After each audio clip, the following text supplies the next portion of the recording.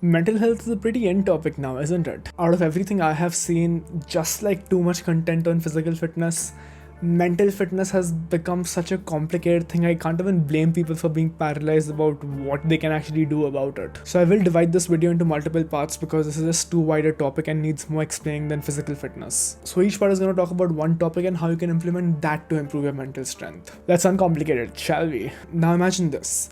Equate your mental health to your physical health. Physically, to get fitter, you have to eat right and work out. There are a billion things you can do on top of that, but in essence, all of that boils down to eating better and working out. Mentally, there are similar things to do.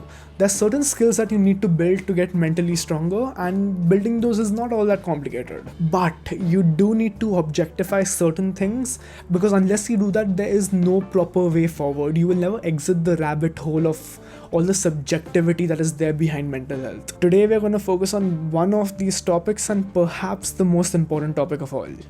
Discipline. I believe discipline to be the greatest tool of all. I find it equal to eating a balanced diet. It's the key to be able to do anything when it comes to mental fitness. It's like that 70% base that you need, on top of which you can sprinkle what else you want. Not just like everything else, getting disciplined is a long and tedious process. But so is losing fat and gaining muscle. So now what? There are certain things you need to do in order to develop this habit, and you will constantly need to keep upping the intensity until you reach a point where you can manage this and add something on top of it. As an example, it's like weightlifting. In the beginning, you need to lift slowly and gradually and do that for quite a while before you can see any noticeable changes. And to improve, you need to constantly increase the load over time. And once you reach a point where you can follow this training plan relatively comfortably, you can start adding new skills into this. Also, if you suddenly stop training for 2 weeks, you're going to lose a lot of progress. Discipline is identical. So how can you build discipline?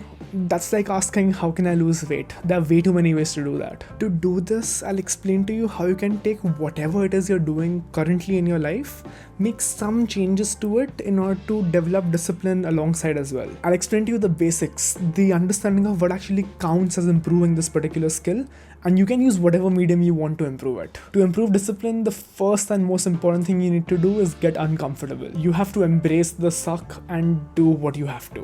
When you can say that, yes, I am uncomfortable and I would rather not be doing this, you have taken the first step towards building discipline. If you're not uncomfortable, you're not going to build this. You may enjoy the discomfort, but as long as the discomfort is there, you are on the right track. For me, it was those early mornings, those 4:30 am, those 3:30 am mornings when I had to wake up and go for a long ride or that hard run. I hated it initially, but now after 2 years of doing that, I enjoy that discomfort. Please understand that discomfort is never going to go, you're going to start enjoying it. So how do you know if you're improving your discipline skills?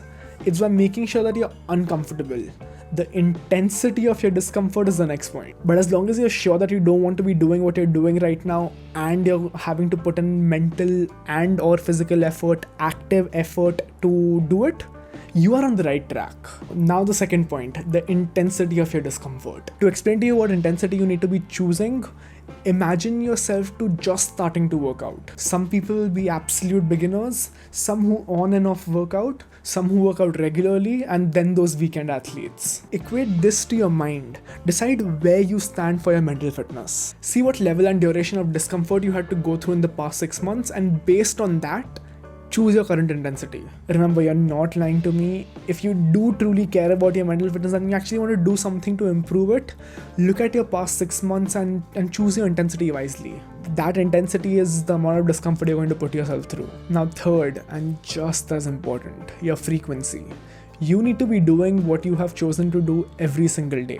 No days off. Each day you take off from doing this significantly drops your chances of getting mentally fitter. That's exactly why your intensity matters so much. You have to choose an intensity which you can actually do daily. There's so much noise and crap in our mind that we first have to reach the surface and then try going above it. You will need to get over every single excuse and reason you can find not to do it daily and end up doing it.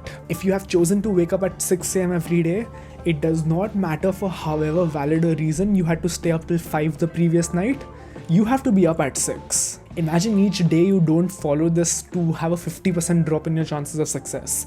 You do not want that, believe me, you do not. So to simplify, you need to be uncomfortable, your intensity depends on where you think you are at. and you have to do this activity daily. Now with all this knowledge, whatever you end up choosing to do is completely up to you. To make it simpler and slightly more worthwhile, you can choose something in the current field of work or study that you are in. If you're a designer, design something daily. If you're a photographer, take photographs every day. If you want to read a book, read X pages every single day. If you choose to wake up early, which I highly suggest you do, you have to be up every single day. It can be as simple as choosing to make your own bed every morning, but if you choose to do that, you do not leave your room until you do it.